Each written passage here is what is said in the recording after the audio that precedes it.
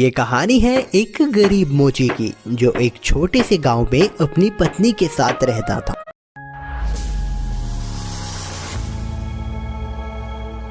ये कहानी है एक गरीब मोची की जो एक छोटे से गांव में अपनी पत्नी के साथ रहता था।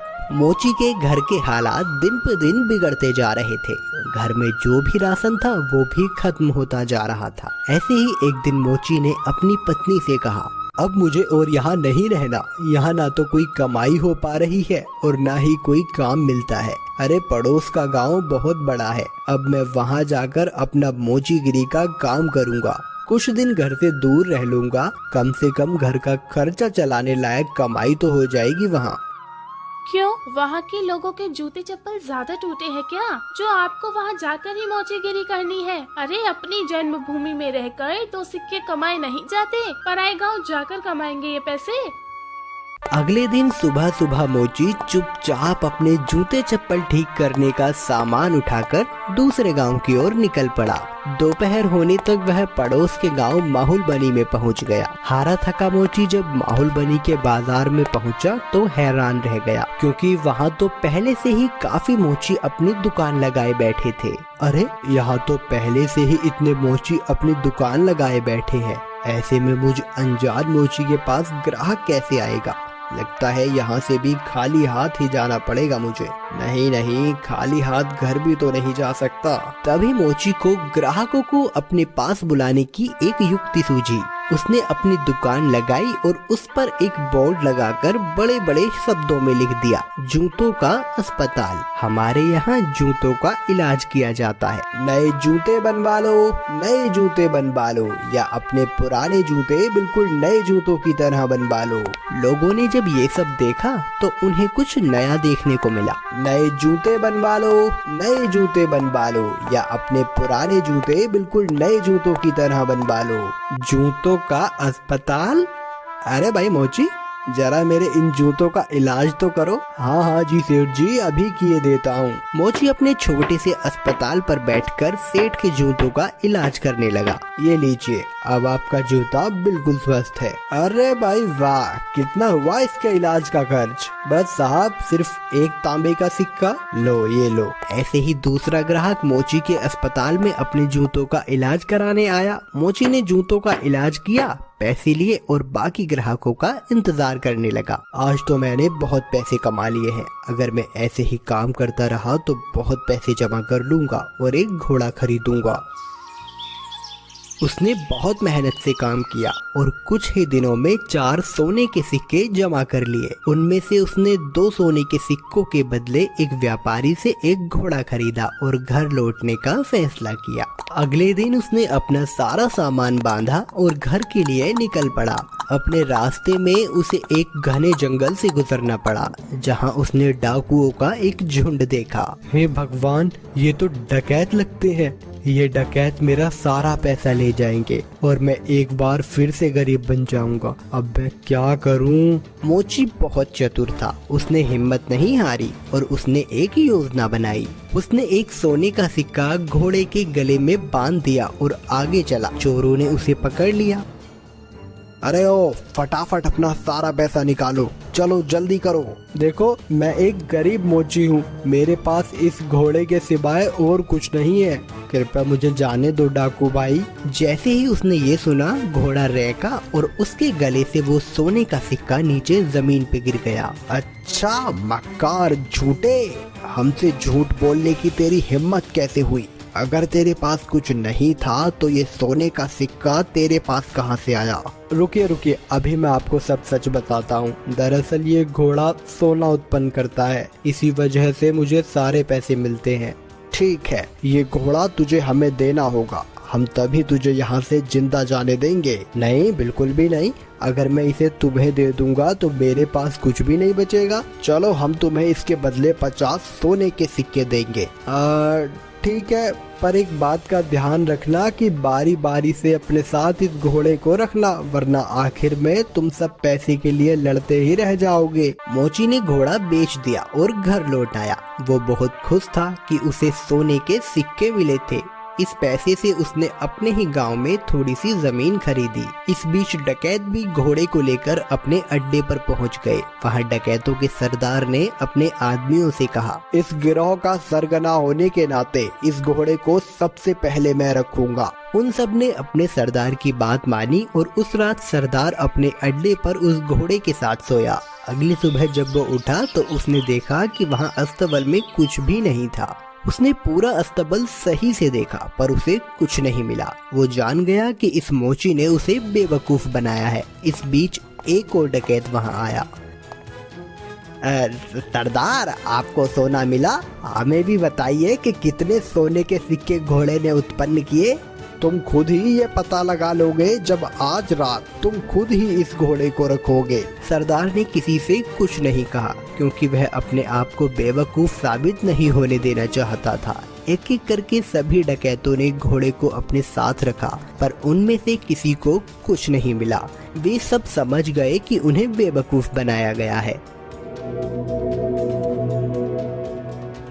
उस मोची ने हमें बेवकूफ बनाया है, अब हम उसे सबक सिखाएंगे। सरदार, उसने ये साधारण सा घोड़ा हमें 50 सोने की मोहरों में बेचा है। हम उससे अपना पैसा वापस लेंगे और हमें धोखा देने की जुर्रत की सजा देंगे। हाँ चलो चलो।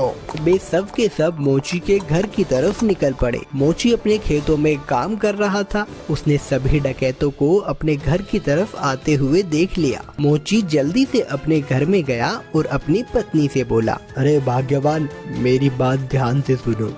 अभी एक डकैतों का झुंड यहाँ आएगा और जब वो मेरे बारे में पूछे तब तुम उनसे कहना कि मैं खेतों में काम कर रहा हूँ। फिर हमारे कुत्ते जबरा को भेजना मुझे बुलाने के लिए। ये कहकर वो अपने घर के पीछे छुप गया।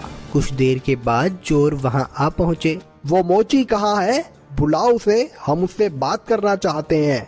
वो तो खेत पर गए हुए हैं। आप रुकिए, मैं अभी अपने कुत्ते को भेजती हूँ उन्हें बुलाने के लिए। जबरा, तनिक अपने मालिक के पास तो जाना और जाकर उनसे कहना कि कुछ लोग उनको बुलाने आए हैं। ये सब क्या है? क्या जबरा सचमुच तुम्हारे पति को यहाँ ले आएगा? जरूर, वो हर बात समझता है। जब वो खेत पर होते हैं और मुझे उनसे बात करनी होती है तो मैं बस जबरा को उनके पास भेज देती हूँ और जबरा मेरी बातें उन तक पहुँचा देता है। डकैत मोची की पत्नी से बात कर रहे थे तभी मोची वहाँ आ पहुँचा। ओह डकैत भाई, आप आए हैं। जबरा ने मुझे बताया कि आप मुझसे कुछ बात करना चाहते हैं। हमें तुम्हारे इस घोड़े से कुछ नहीं मिला। तुमने हमें धोखा दिया, हमसे झूठ बोला।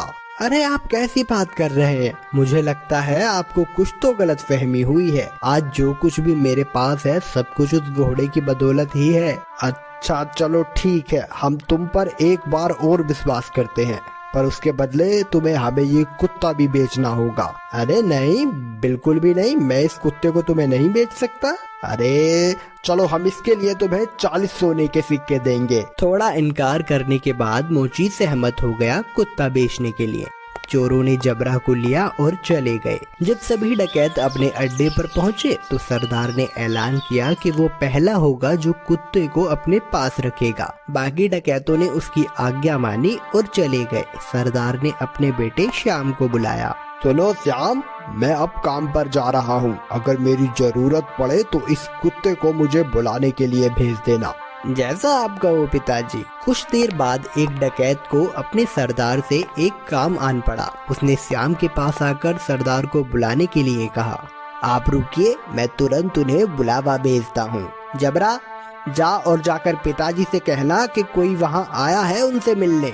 जबरा सरदार के अड्डे से भागा और बजाय सरदार के पास जाने के वो सीधा मोची के पास गया। जब सरदार घर वापस आया तब उसने देखा कि जबरा वहाँ नहीं था। वो जान गया कि जबरा जरूर अपने मालिक के पास गया होगा, तो वह अकेला फिर से मोची के घर गया।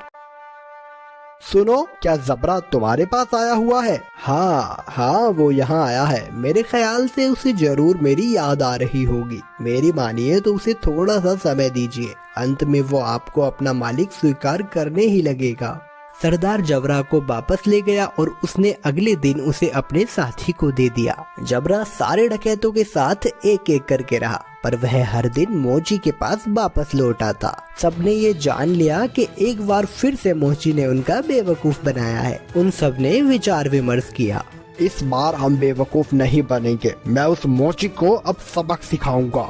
इस बार सारे डकैत मोची के घर पहुँचे। उन्होंने मोची की एक न सुनी और मोची को एक बोरे में डाला और उसे लेकर वहाँ से चल दिए उसे सबक सिखाने के लिए। मोची चुपचाप बोरे में पड़ा रहा। रास्ते में वे सब एक मंदिर के पास से गुजरे, तभी एक डकैत ने कहा, सरदार, गर्मी बहुत ज्यादा है, क्यों ना कुछ देर यहीं आराम किया जाए। सरदार भी उसकी बात मान लेता है और मोची को वहीं छोड़कर मंदिर में आराम करने के लिए चले जाता है। सुअरों का एक झुंड वहां से गुजर रहा था और जब मोची ने सुअरों के झुंड की आवाज सुनी तो मोची को एक उपाय सूझा और उसने तेज आवाज में चिल्लाना शुरू किया, मैं ऐसा नहीं करूँगा, मैं ऐसा नहीं करूँगा, मुझे छोड़ दो, मुझे जाने दो।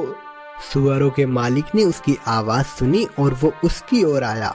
अरे रुको रुको, क्या हुआ? तुम क्या नहीं करोगे? किसने तुम्हें इस बोरे में डाला? वो मेरी शादी जबरदस्ती जमींदार की बेटी से करवाना चाहते हैं, पर मैं शादी नहीं करवाना चाहता। क्यों भाई, क्या तुम पागल हो? अगर मैं तुम्हारी जगह होता तो मैं यकीनन उसकी लड़की से शादी करता। अगर ऐसी बात है तो आओ, मैं तुम्हें बोरे में डाल देता हूँ और तुम जाकर उसकी लड़की से शादी कर लो। सचमुच? बेशक, लेकिन पहले मुझे बाहर तो निकालो। सुअरों के मालिक ने मोची को बोरे से बाहर निकाला और खुद बोरे के अंदर घुस गया। मोची ने उसे बांध दिया और उसके सुअरों को लेकर वहां से चला गया। शाम को डकैत मंदिर से बाहर आए, बोरे को लिया और चले गए।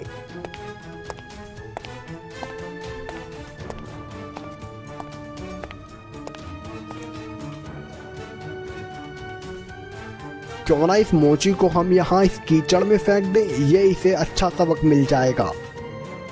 डकैतों ने उसे कीचड़ में फेंक दिया और वहां से चले गए। वापस आते हुए उन्होंने मोची को सड़क पर देखा और वो हैरान रह गए। अरे तुम यहाँ कैसे पहुँचे?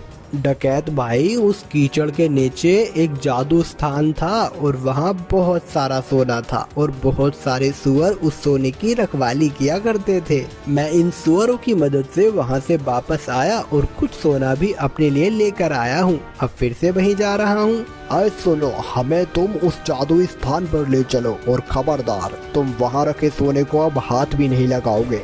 पर मैं, अरे जैसा मैं कहता हूँ वैसा करो।